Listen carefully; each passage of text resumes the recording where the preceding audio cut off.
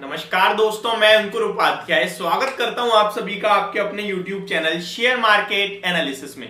दोस्तों, बात करूंगा टाटा स्टील के स्टॉक को लेकर। ये फेवरेट काउंटर है ट्रेडर्स का और इन्वेस्टर्स का भी। इस स्टॉक के बारे में बात करें तो रिसेंट डेज में आपने मेटल स्टॉक्स में हल्की सी करेक्शन देखी है। मैं आपको बता दूं, उस करेक्शन का कोई मतलब नहीं बनता है वैसे तो, बट एक प्रॉब्लम चल रही है ग्लोबली, जो कि ये है कि भाई डिमांड की दिक्कत है थोड़ी सी, और इसी कारण मेटल स्टॉक्स परफॉर्मेंस नहीं दिखा रहे हैं। लेकिन आपको फिर से वही बोलूंगा कि भाई ये सारी चीजें जो होती है ना, टेम्पररी सिचुएशन है। और टेम्पररी का मतलब ये नहीं है एक दिन दो दिन, टेम्पररी का मतलब है 4 महीने भी लग सकते हैं, 3 महीने भी, 5 महीने भी, 6 महीने भी। डिमांड की बात है, कब डिमांड लौटेगी।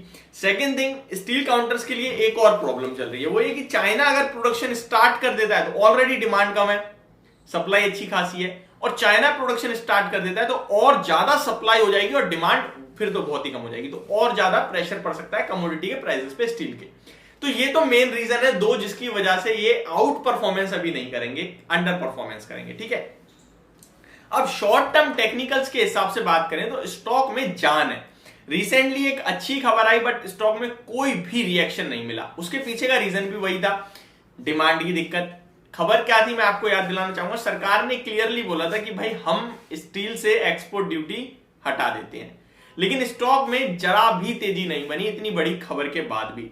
ये खबर इतनी बड़ी थी, मैं आपको याद दिलाऊं, जब गवर्नमेंट ने ये स्टील एक्सपोर्ट ड्यूटी को बढ़ाया था, 10 से 15% करा था, तो स्टॉक 8% क्रैश हुए थे सिंगल डे में।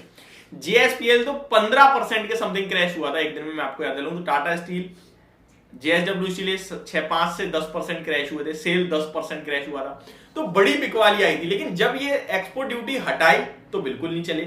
इसके पीछे का मेन रीजन ये था कि आप एक बात बताओ, अगर आप सामान बेचते हो, मान लीजिए, ठीक है, आप सामान जिस जगह बेच रहे हो उस जगह आपके सामान की कीमत है 10 रुपए, और वही सामान एक आपको आउटसाइड इंडिया भेजना है और वहां पे आपके लिए गवर्नमेंट ने रोक लगा रखी है। ठीक है, आपकी प्रॉब्लम चल रही है, भाई नहीं बेच सकते आप बाहर। अब गवर्नमेंट जिस समय वो प्रॉब्लम हटा दिया, यानी कि अब आप बेच सकते हो, लेकिन दूसरी कंट्री में 9 रुपए का दाम है, तो आप बेचोगे?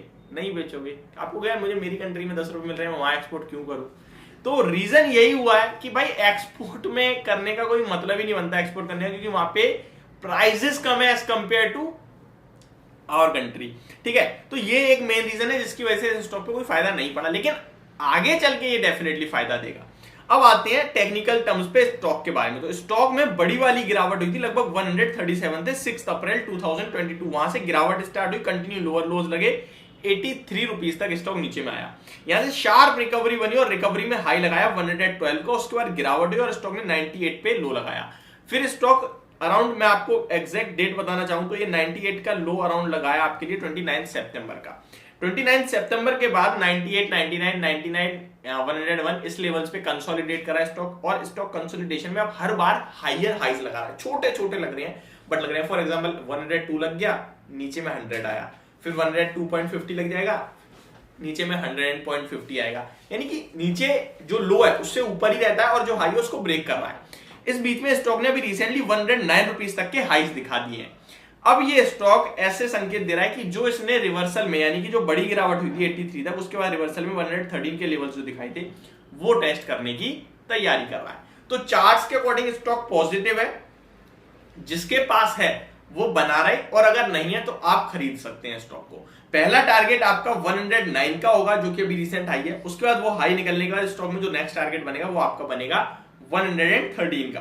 तो ये जो टारगेट्स होंगे आपके लिए टेक्निकल टर्म्स पे स्टॉक की, और आपको थोड़ी सी डिटेल दूं तो लॉन्ग टर्म में ये 118 भी दिखा सकता है आपको, मींस कि यही इस तेजी में 118, 120 भी स्टॉक दिखा सकता है। ये हो गई बात आपके लिए चार्ट्स के according.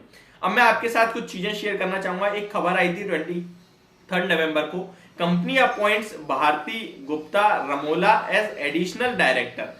Ramola named independent director for 5 years। तो ये रामोला जी जो भी हैं, ये 5 साल के लिए इंडिपेंडेंट डायरेक्टर बने हैं। अब मैं आपको कुछ इसके डिलीवरी और वॉल्यूम्स बताना चाहूंगा, जो कि एक स्टॉक में बहुत इंपॉर्टेंट रोल प्ले करते हैं। डिलीवरी परसेंटेज तो ठीक है, लेकिन वॉल्यूम्स उतने खास नहीं दिख रहे हैं। स्टॉक का एवरेज वॉल्यूम अगर मैं देखूं तो 5 करोड़ शेयर्स का है, जिसके सामने फ्राइडे को 2.7 करोड़ शेयर्स ट्रेड हुए हैं। 5 दिन का एवरेज 3 करोड़ आ रहा है और 30 डेज का एवरेज भी 4 करोड़ है। तो एवरेज वॉल्यूम्स के सामने वॉल्यूम्स कम है, लेकिन डिलीवरी परसेंटेज फ्राइडे की काफी अच्छी है, लगभग 44% की है, क्योंकि वॉल्यूम्स कम ट्रेड हुए हैं तो डिलीवरी परसेंटेज ऑटोमेटिकली बढ़ गई है।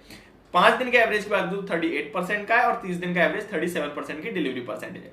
थोड़े से फाइनेंशियल्स बताना चाहूंगा आपको। कंपनी का पैट ये छोड़ देते हैं, पुरानी बात होगी। रिटर्न ऑन इक्विटी 44% का है FY22 का, रिटर्न ऑन कैपिटल 29% का है FY22 का। प्राइस टू वैल्यूएशन बात करें तो price to earning around 3 times की price to book value, price to earning पे ट्रेड कर रहा है। इनफैक्ट अभी ये 4.5 टाइम्स की प्राइस टू 4.5 के पीई पे ट्रेड करता है। और प्राइस टू बुक वैल्यू बात करें तो 1.2 1.3 के प्राइस टू बुक वैल्यू पे ट्रेड करता है। बुक वैल्यू पर शेयर अराउंड 88 रुपीज की है। तो ये कुछ जानकारी थी मेरी तरफ से टाटा स्टील के स्टॉक के लिए। होप आपको पसंद और समझ दो। Thank you so much for watching this video. Have a great day.